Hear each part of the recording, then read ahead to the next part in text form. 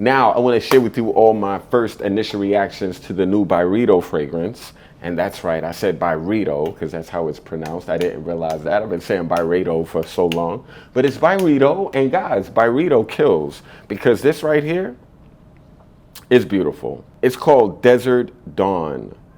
You have not seen this scent because it's not out. It's coming out in September. This is an amazing experience of cardamom, rose, sandalwood, and musk, ambrette at that. So a natural musk. It's a fragrance from the brand that allows you to layer with other fragrances from the brand. So if you're looking to take your Mojave Ghost to another level, add this with it. If you're looking to take your Bibliothèque to another level, add this one. If you're looking to take your Super Cedar, your Blanche, your La Tulipe, whatever fragrance you love from Byredo, add this to it. It's bespoke. It's less expected, and I think they did an awesome job with Desert Dawn. On my skin, I'm not gonna lie, it reminds me a lot of a sandalwood forward take on Another 13. But it's not as loud as Another 13. As you all know, Byredo's vibe is very, very chill, minimalist. It's not over the top. And that's why a lot of people love their fragrances, because they create very beautiful, minimalist perfumes that have a very Byredo experience. You know, Byredo's fragrances all smell cohesive. They're like a family of scent that literally smells related. And that's what I kind of love about Byredo, to be honest. I feel like their fragrances are like family members of a big family, you know, and they all have a cohesive thread. Ben Gorham, the man behind Byredo, I feel like has a very specific expression of scent that he likes to put out, and I think he kills and does an amazing job. Desert Dawn, definitely giving off a little bit of that musk. It's definitely musky. The sandalwood in the scent is not that creamy. It's more of a dry sandalwood. And no, it does not smell like Le Labo Santal 33. Thank God. Because honestly, if it smelled like Santal 33, I would have been really disappointed. Really disappointed. It is more noticeable in the air than a lot of the other scents the brand makes. This is not as light as Mojave Ghost. It's not as light as Gypsy Water. I do feel that musky base with a little bit of that dry sandalwood allows the scent to stick around. It's close to skin, but it's so beautiful. It's one of those fragrances that I feel people want to hug up on and get a little closer to experience. So it's very intimate. It's very sensual. They did a really, really good job with Desert Dawn, guys. I wore this with Mojave Ghost. It did a great job. I wore this alone. It does a great job.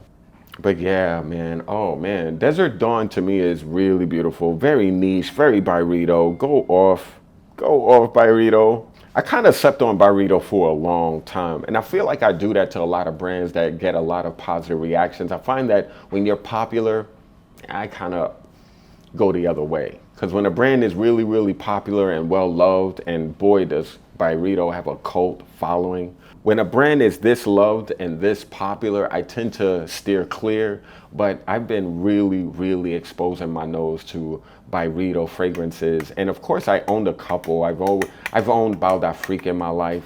I've had Pulp. I've owned, which I think is insane. It's such a shame that they discontinued that fragrance. It's really, really messed up that Pulp is no more. I think that fragrance is one of the best figgy scents I've ever smelled, and I'm sad that it's gone. I love 1996, another amazing fragrance that was discontinued. I love a lot of Byredo's discontinued fragrances, unfortunately, which also says a lot, you know. The fragrances that tend to not sell are the fragrances that I tend to love because they're not commercial. But I don't think this is a commercial scent. I think this is going to be great for niche lovers and people who like things that are easy to wear. I don't know if this is going to be a fixture in the line. I don't know if it's a limited. I doubt it's going to be a limited edition. But this is going to be a fragrance you can absolutely layer with all Byredo fragrances to take those Byredo fragrances to another experience, another vibe. So really, really excited to see what they do and how this works. They're also coming out with a extrait version of Mojave Ghost. They're listening. They're paying attention. They're recognizing that a lot of people prefer light scents, but they also notice that people are wanting their fragrances to be a little bit more robust, and they're meeting that expectation and that request in their new line of extraits. I think they're going to start with Mojave Ghost and work their way up to Bal d'Afrique, Gypsy Water. I really would love a Forte version of Gypsy Water. However, I feel like those intense versions, those extraits of Byredo's more popular fragrances will be limited editions, kind of like those type of vibes where you better get it while you can, because it's not going to be available all the time. It's only going to be available here and there. They might relaunch it when they know that the demand is really, really high, so they can really, really capitalize off that demand. So yeah, they're going to really, really kill with this and their new lineup of extraits. I saw the new bottles. They're really cool. Desert Dawn, crazy, beautiful, interesting, wearable, lovable. Very, very easy to layer with other things. I think this is going to kill. I actually wonder what this will smell like with the Eau Forte. But I'm not going to play that right now. I'm not going to do that right now. Actually, why not? Let me see. Boom. Boom. Let's see what happens. Because I like fragrances that are easy to layer with other scents. Let's see. That works. Wow. That works. Go ahead. Yeah, it works.